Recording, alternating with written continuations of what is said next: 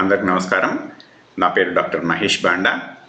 ఇవాళ మన topic KCR electricity Chhattisgarh నుంచి కొనుక్కొచ్చినప్పుడు ఆ సిచ్యువేషన్ ఏంటి, దాని ప్రాబ్లమ్స్ ఏంటి, దానివల్ల తెలంగాణ ప్రజానికం ఎంత నష్టపోయింది అనేది టాపిక్. అసలు యాక్చువల్లీ దీనికోసం ఏమైందంటే ఒక జస్టిస్ నరసింహారెడ్డి గారు అనేది ఒక కమిషన్ వేసింది తెలంగాణ ప్రభుత్వం.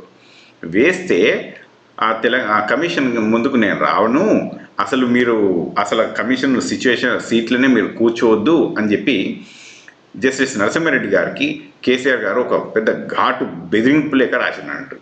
ఎందుకు బెదిరింపు లేఖ రాసినంటే, నేను చూడు మళ్ళీ వచ్చే 5 సంవత్సరాలకు నేనే ముఖ్యమంత్రిని అవుతా, అప్పుడు సంగతి చెప్తా, ఇట్లాంటి ఆలోచనలు ఉంటాయన్నమాట వీళ్ళకు.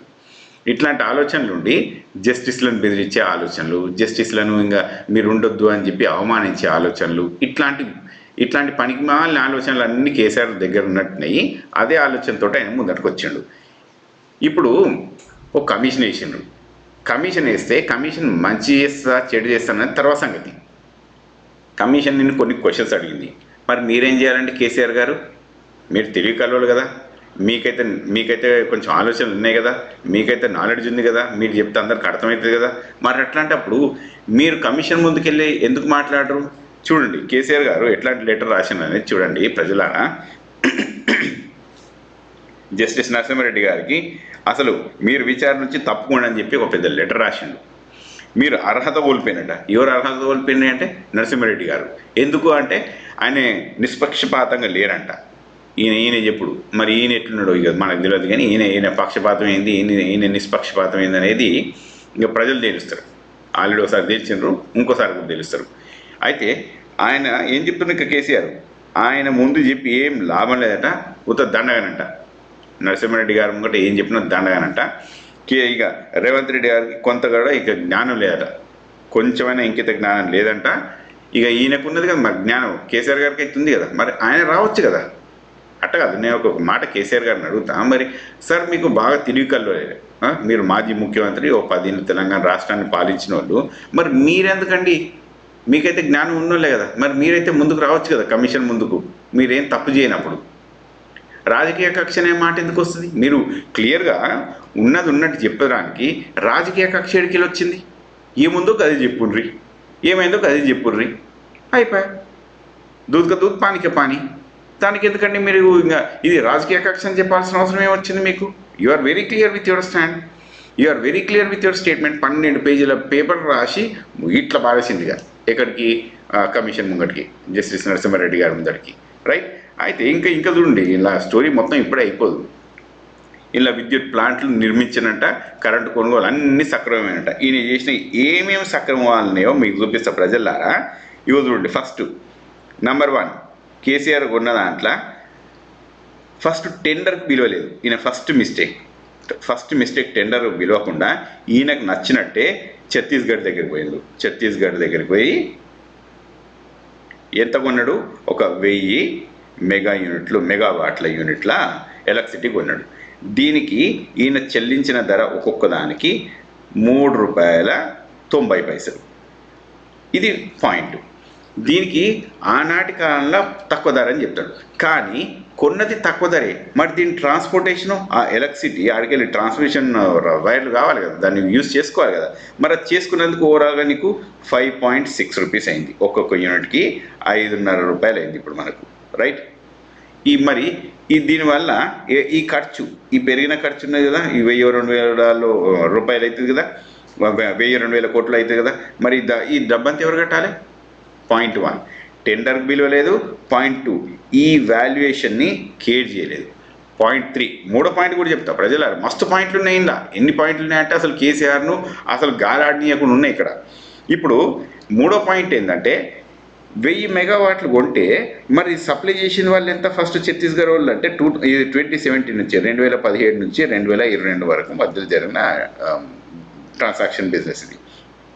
ఫస్ట్ ఇయర్ 700 మెగా యూనిట్లు కొన్నారు. మరి 700 మెగా యూనిట్లు మెగావాట్స్ కొన్నప్పుడు దానికి 700 కట్టాలి, కానీ అట్లా కాదు, నువ్వు 1000 కడతాడు. నువ్వు ఎంత ఇచ్చుకో, నేను మాత్రం నీకు 1000 పైసలు కడతా అంటాడు. ఫస్ట్ ఇయర్ ఏమో 700 దానికి 1000 కట్టిండు.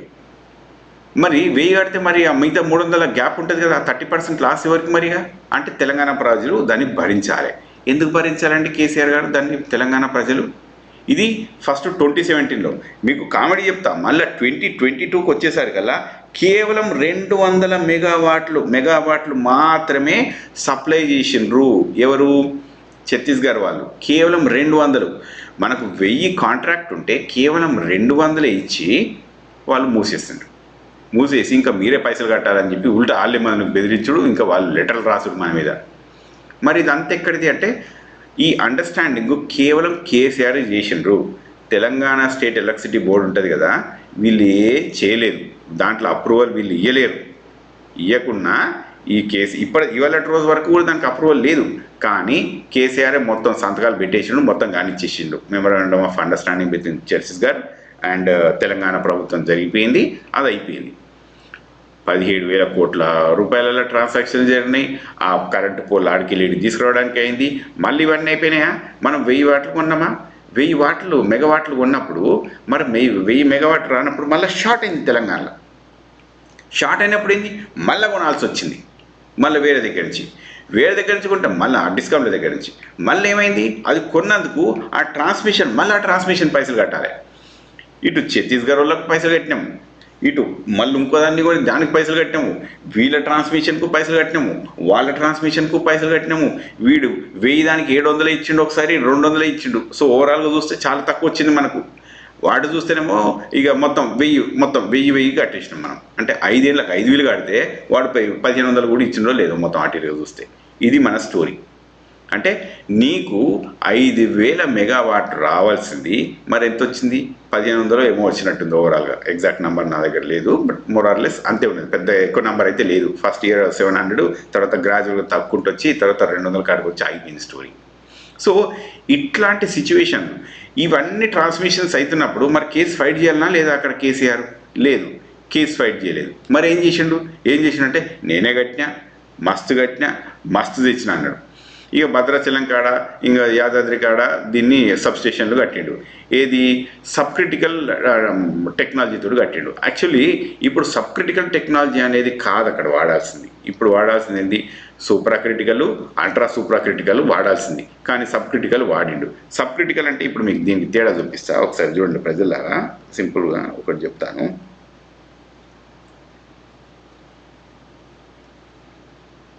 సబ్ క్రిటికల్, ఒక super critical, ultra super critical, ఇట్లా 3 టెక్నిక్స్లో ఉంటుంది. ఇందులో ఒక 35% వరకు మనం బోర్న్ చేస్తే వస్తుంది. ఇక్కడనేమో ఒక లెట్సే ఒక 1 మినిట్ కట్టండి. So sub critical, sorry about that, sub critical, super critical, ultra super critical. Okay, ultra super critical. అయితే ఈ 3 టెక్నిక్లల్లో ఇక్కడనేమో 35% వస్తుంది దీనికి క్యారియర్ అంటే ఎలక్ట్రిసిటీ. ఇక్కడేమో ఒక 40 వరకు వస్తుంది. ఇది మోర్ దాన్ 45% వస్తూ ఉంటుంది. సో ఈ ఓల్డ్ టెక్నిక్ను కేసీఆర్ గారు వాడినరు. దీనివల్ల కూడా మనకు భారీ నష్టం వచ్చింది. కొత్త టెక్నాలజీస్ వాడకుండా అప్పుడు ఆయన ఏం చెప్పుకొస్తాడంటే అప్పుడు అంతే ఉండే మన దగ్గర కెపాసిటీ, కనుక అదే వాడినాం అంటాడు. సరే, దాంట్లో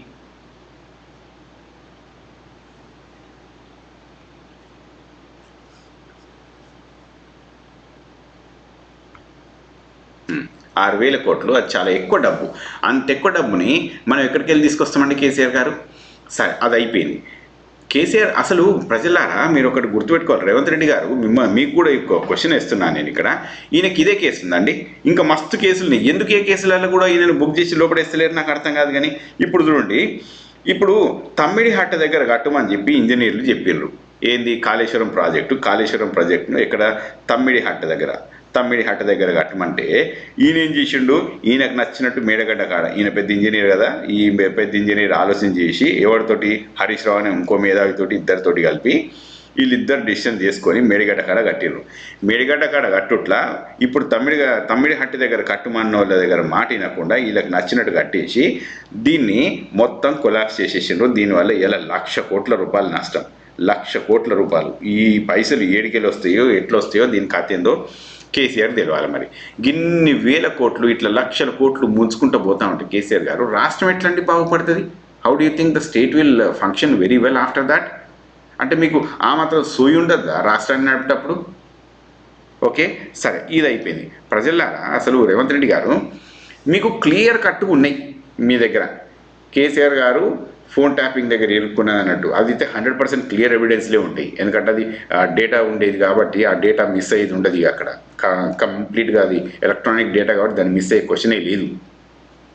అట్లాంటి అంత మంచి డేటా ఉన్నప్పుడు మీరు ఎందుకు డిలే చేస్తుండ్రు కేసీఆర్ని? ఎందుకు ఆయన తీసుకుపోయి విచారణ జరిపించట్లేదు, ఆయన్నో ఆయన కొడుకునో ఎవరినో ఒకలని? రైట్, ఇవి రెండూ చేస్తలేరు మీరు. ఇవి అయిపోయినాయి. ఇక వాళ్ళ మీద కేసులు ఉన్నాయి అనుకుంటూ ఊరికే టైంపాస్ చేసుడు కాకుండా ఈ కేసుల్ని ఒక సీరియస్ డిసిషన్ దిక్కు తీసుకుపోయి you make sure this will come to A concrete end. Okay, so దీంతో ఈ టాపిక్ ఎండ్ చేస్తున్నాను. సో కేసీఆర్ గారు చేసిన తప్పులు మస్తున్నాయి, వచ్చున్నాయి కేసులు, ఒకదాని తర్వాత ఒకటి ఆయన చూసుకుంటూ పోతే ఇంకో 20 కేసులు వెళ్ళేటట్టున్నాయి, ఈ బర్రెలు పక్కకు పెట్టేస్తే కూడా. రైట్, సో ప్రజలారా, మళ్ళీ నెక్స్ట్ వీడియోలో మళ్ళీ కలుద్దాం.